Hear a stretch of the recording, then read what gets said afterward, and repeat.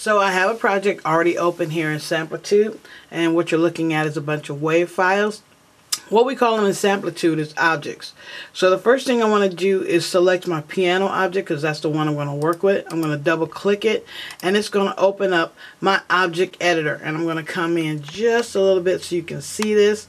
There are a lot of things I can do with my object editor, but right now we're dealing with EQ. As you can see, it's already got its own EQ channel right here. I can EQ it right from here. But we're using a plugin. So I'm going to go over to the plugin section, and I'm going to add an EQ plugin. So I'm clicking right here on the first slot, and I'm going down to my frequency filters, and I'm going to add my EQ 116.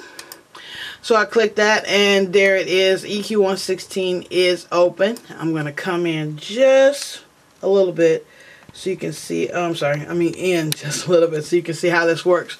This EQ 116 has 6 bands, but for this demonstration, I'm only going to use 3 of them. So I'm going to turn off band number 2. All I have to do is click right here, and that will turn off band number 2.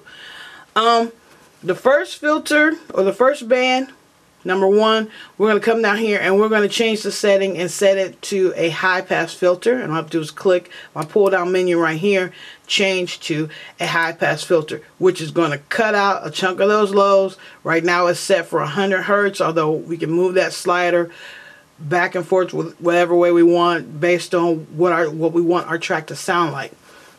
I'm going over here to band number 3, and I'm going to use that as my bell. My mid-range bell curve, and if I pull down, pull some of my mids out, you can see that it's making that bell, and it's a narrow. It's not super narrow, but it's narrow enough at 1 that's where it's gonna be. And I like to range that between like 600 to right around 2K, somewhere in there. Don't need to go any higher than 2K, somewhere right around in there. And also my last one, number 6, which is going to be my high shelving. And again, pull down menu, select high shelving. And again, I like to use it for presence and adding just a touch of airiness to what I'm doing. I'm going to listen to the track and adjust them as I see fit. We're going to play this track. And I'm working on the piano. As you can see, this is my piano track. So I still like to keep a little lows in my piano. Maybe not as much as 100.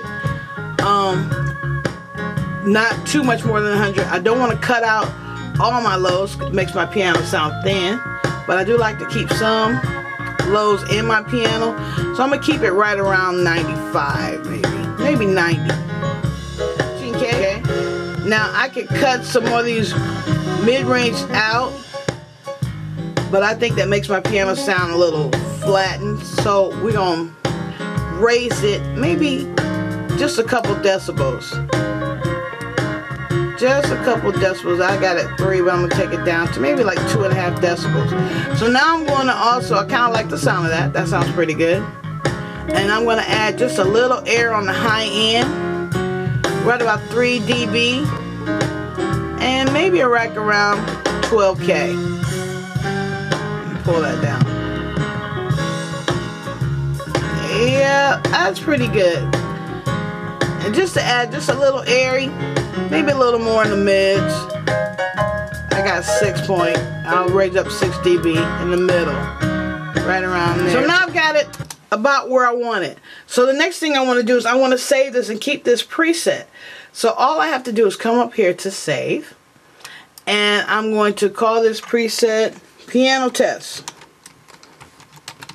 And now that preset is saved in my presets. So if I come up here and I want to use it, it's right here in the list, Piano Test. And that is how you create a preset and how you set up your EQs plugins to work in Samplitude. Thank you for watching. Hope everyone's enjoying the class, and I'll see you guys later.